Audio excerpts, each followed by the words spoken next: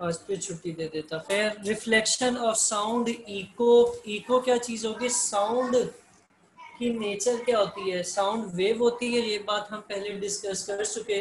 और वेव की कौन सी टाइप होती है? साथ तुमने पढ़ा हुआ है, शाबाश बताओ, शाबाश। कौन सी? नहीं, लॉन्गिट्यूडनल, लॉन्गिट्यूडनल और ट्रांसवर्स वेव। ये तो एक ही की दो टाइप्स है ना। पहले क्या टाइप्स, वेव की टाइप जरा रिवाइज करवाएं जल्दी से। हाँ, अब आ रही हो लाइन पे। कौन कौन सी दो टाइप्स हैं? इलेक्ट्रोमैग्नेटिक, ठीक है। अब उसमें इलेक्ट्रोमैग्नेटिक की फिर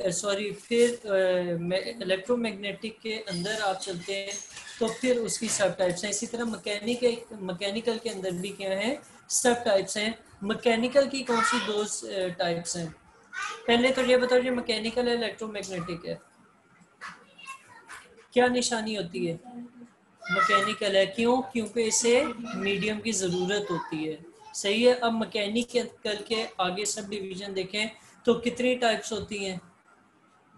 दो टाइप्स। कौन कौन सी? हाँ, एक लॉन्गिट्यूडनल होती है और एक ट्रांसवर्स होती है। साउंड कौन सी वाली है? लॉन्गिट्यूडनल है, ठीक है। ट्रांसवर्स और लॉन्गिट्यूडनल में फ़र्क होता है। पहले जब मैंने तुमसे टाइप पूछी थी तो तुमने दोनों नाम लिए थे, तो खैर वो अब क्लियर हो गया। उम्मीद है कि आगे प्रॉब्लम नहीं होगा इंशाल्लाह। तो साउंड क्योंकि वेव की टाइप है और हमें पता है कि वेव क्या करती है, एक जगह से जब दूसरी सरफेस को टकराती है तो वहाँ से रिफ्लेक्शन भी शो करती है।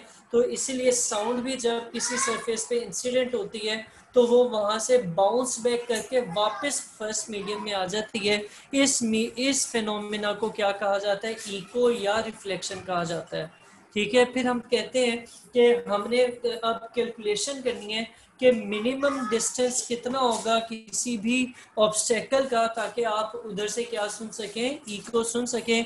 उस चीज़ को कैलकुलेट करने जा रहे हैं और उसकी कैलकुलेशन के लिए ये आप लोगों की बुक में इस डेफिनेशन के बाद वाले पैराग्राफ में सब लिखा हुआ है। मैं इसको भी अभी थोड़ी देर में, बल्कि अभी ही एक्सप्लेन करता हूँ। देखिएगा ज़रा, साउंड की फीलिंग जो उसके हमारे सेंसेशन है हमारे ब्रेन में कितनी देर रहती है? वो रहती है तकरीबन 0.1 सेकेंड, यानी 1 सेकेंड के 10वें हिस्से तक एक साउंड की फीलिंग हमारे जहन में रहती है या उसकी सेंसेशन हमारे ब्रेन के अंदर परसिस्ट करती है। अब अगर आपने इको सुननी है किसी चीज़ की, इको के कि अगर मैं बोल रहा हूँ तो कमरे की दीवार से आवाज़ टकराएगी और वापस मुझे सुनाई देगी, इस चीज़ को क्या कहा जाता है? इको कहा जाता है। तो हम कह रहे हैं कि अगर आपने इको सुननी है तो टाइम कम अज कम कितना होगा? Time between over sound and reflected sound कम अज कम 0.1 सेकेंड होगा, तो फिर हम क्या कर सकेंगे? उसको सुन सकेंगे, ठीक है। अगर कोई फासला कम है और साउंड जल्दी टकरा के वापस आ जाती है तो हमें इको नहीं सुनाई देगी। तो हमें कम अज कम कितना टाइम चाहिए? 0.1 सेकेंड का अगर साउंड को टाइम लगे टकरा कर वापस आने में, तो फिर वो साउंड की इको हमें सुनाई देगी। अब इसके लिए हम कहते हैं कि जो नॉर्मल टेम्परेचर में यानी 25 डिग्री सेंटीग्रेड में और एयर में साउंड की स्पीड है वो कितनी है? वो है 340 मीटर पर सेकेंड। इस हिसाब से हम कुछ कैलकुलेशन करते हैं और ये चेक करने की कोशिश करते हैं कि कितना ऑब्स्टेकल का डिस्टेंस होगा सोर्स ऑफ साउंड से, तो आप क्या सुन सकेंगे? इको सुन सकेंगे। ये जरा गौर से देखिएगा। फर्ज करें कि एक इंसान है, फर्ज करें कि एक बंदा है जो कि यहाँ पे खड़ा है और वो क्या करता है कि वो बोलता है। जब वो बोलता है तो क्या प्रोड्यूस होती है? साउंड प्रोड्यूस होती है। और साउंड एक साइड पर एक दीवार से टकरा कर क्या करेगी? वापस आएगी। तो फिर वो इसको सुनेगा, ठीक है।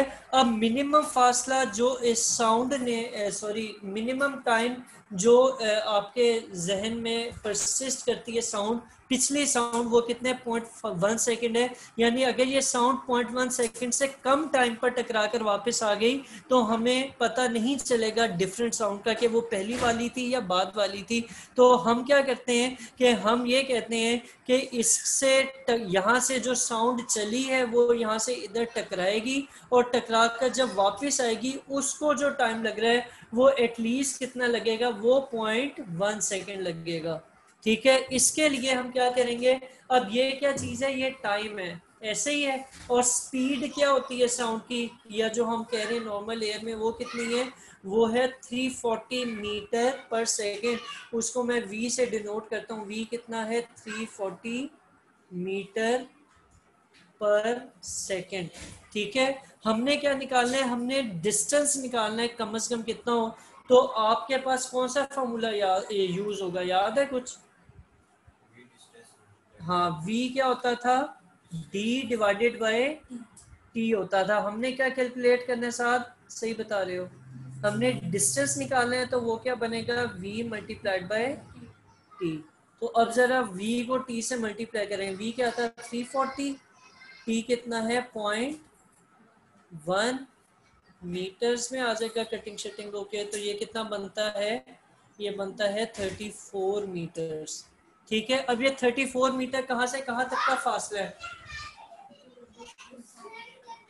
बोले शाबाश। 340 मीटर कहाँ से कहाँ तक का फासला है, ये सारा फासला, यहाँ से इधर जाना, टकराना और वापस आना, ये पूरा फासला कितना होगा, 340 मीटर 34 मीटर होगा। तो आप सुन सकेंगे, यानी ऑब्स्टेकल का और आपका फासला कितना होगा, 17 मीटर होगा कम अज कम। तो फिर आप ई को सुन सकेंगे। ठीक है, तो मिनिमम डिस्टेंस जो एक सोर्स से लेकर ऑब्स्टेकल का है वो कितना है, वो है 17 मीटर्स, जिसके लिए ई को जो है वो आप सुन सकें। तो ये आपकी कैलकुलेशन होगी थोड़ी सी, ये सारी यहाँ पर यही हुई हुई है कि जो आपने कैलकुलेशन करनी है वो यहाँ से यहाँ तक ऐसे भी कर सकते हैं जैसे मैंने की, वैसे भी कर सकते हैं। इसके अंदर उन्होंने साथ साथ एक्सप्लेन करने की कोशिश की हुई है कि जो मिनिमम डिस्टेंस है वो कितना होगा, 17 मीटर होगा। ऑब्स्टेकल और किसमें, सोर्स ऑफ साउंड और ऑब्स्टेकल के दरमियान कितना फासला होगा, 17 मीटर होगा। तो फिर ई को आप सुन सकेंगे। ई को जो है वो आप एक दफ़ा भी सुन सकते हैं और एक से ज़्यादा दफ़ा भी सुन सकते हैं। जो पहाड़ी इलाकों में या किसी पहाड़ों की के दरमियान वादी में अगर आप हो, वहाँ पर अगर आप ऊंचा बोलते हैं तो आपको अपनी आवाज़ एक से ज़्यादा दफ़ा भी बार बार सुनाई देती है।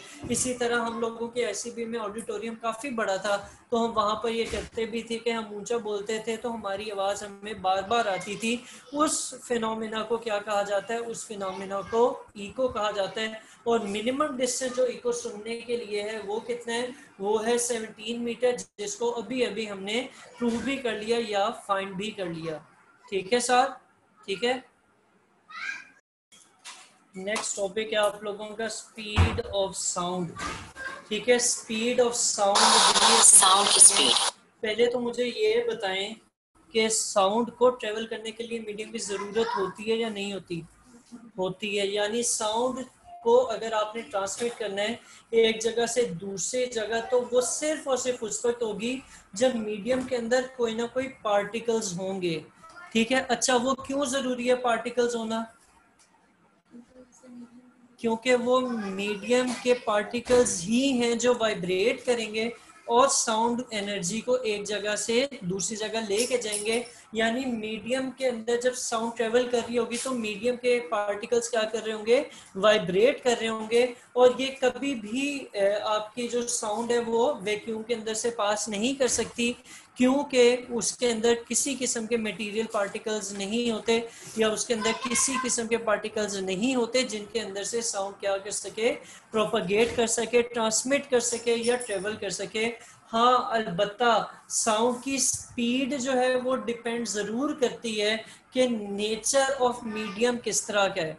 ठीक है, अभी मैंने आपको बताया कि क्या होगा कि particle, her layer of particle, अगर आप लोगों को थोड़ा सा याद हो पुरानी बात, तो मैंने क्या किया था, मैंने एक बंदा बनाया था और मैंने कहा था कि जब ये बोलेगा तो ये क्या करेगा, अपने पास वाले पार्टिकल्स को डिस्टर्ब करेगा साथ, ये जब डिस्टर्ब करेगा तो ये अगली वाली लेयर जो जहाँ पे पार्टिकल एक दूसरे से दूर हैं वो इनके डिस्टर्बेंस से हिट होगी, और जब वो हिट होगी तो इस तरह की एक वेव सी जनरेट होगी और वो साउंड को ट्रेवल करने में हेल्प करेगी, या वो साउंड वेव होगी। ऐसे ही बताया था ना। अब क्योंकि हर साथ वाली लेयर किससे डिस्टर्ब हो रही है, वो पिछली वाली लेयर से डिस्टर्ब हो रही है, तो जब ये पार्टिकल एक दूसरे के करीब हैं तो इसकी जो ट्रांसफर है, यानी जब ये एक दूसरे के करीब हैं तो ये वाली लेयर जैसे ही डिस्टर्ब होगी तो वो साथ वाले को भी फौरन डिस्टर्ब करेंगे। यानी ऐसा मीडियम जहाँ पर पार्टिकल एक दूसरे के करीब होते हैं वहां पर साउंड ज्यादा तेजी से ट्रेवल करेगी, और जहां वो पार्टिकल फैले हुए होते हैं, साथ नहीं करो यार, जहां पर वो पार्टिकल फैले हुए होते हैं वहां पर क्या होगी, स्पीड कम हो जाएगी। तो यही बात यहाँ पर लिखी है कि आम तौर पे यूजुअली क्या होता है, स्पीड ऑफ साउंड लिक्विड में 5 टाइम्स होती है गैसेस की निस्बत, और स्पीड ऑफ साउंड सॉलिड के अंदर 50 टाइम्स होती है गैसेस की निस्बत। यानी अगर आप तीन चीजों की बात करें, सॉलिड, लिक्विड और गैस, गैसेस में अगर 1 यूनिट है साउंड की स्पीड, 1 मीटर पर सेकंड है, तो लिक्विड में कितनी होगी, 5 मीटर पर सेकंड होगी। ठीक है, और सॉलिड में वही साउंड की स्पीड कितनी हो जाएगी, 15 मीटर पर सेकंड हो जाएगी। यानी गैस में लिक्विड की जो स्पीड है वो 5 टाइम्स होगी, और speed of sound in solid जो है वो 15 टाइम्स होगी as compare to speed of sound in gases. ठीक है, ठीक है।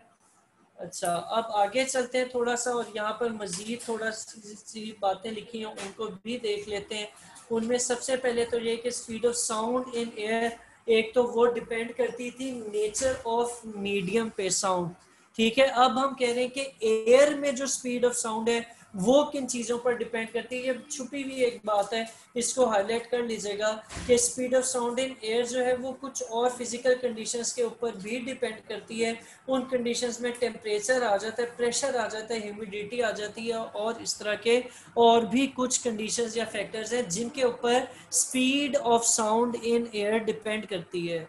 सही है। Speed of sound in air, ऐसी एयर या ऐसी जगह जहां पर एयर प्रेशर 1 एटमॉस्फेरिक प्रेशर के बराबर हो, temperature room temperature 21 degree centigrade लिया गया हो, वहां पर स्पीड ऑफ साउंड कितनी होगी, 343 मीटर पर सेकंड होगी। अब क्योंकि ये प्रेशर पर, टेम्परेचर पर और किसके ऊपर, और ह्यूमिडिटी वगैरह के ऊपर डिपेंड कर रहा है, तो ये जो आपको स्पीड ऑफ साउंड 343 मीटर पर सेकंड दी जा रही है, ये इन कंडीशंस के होते हुए की है। अगर एयर का टेम्परेचर 0 डिग्री है तो ये स्पीड कम भी हो जाती है, और अगर वो टेम्परेचर ज्यादा होगा तो स्पीड भी ज्यादा हो जाएगी। ठीक है, अब जैसे आपके सामने ये बॉक्स बना हुआ है, एयर का टेम्परेचर जब 0 डिग्री था तो स्पीड कितनी थी, 331 डिग्री सेंटीग्रेड थी।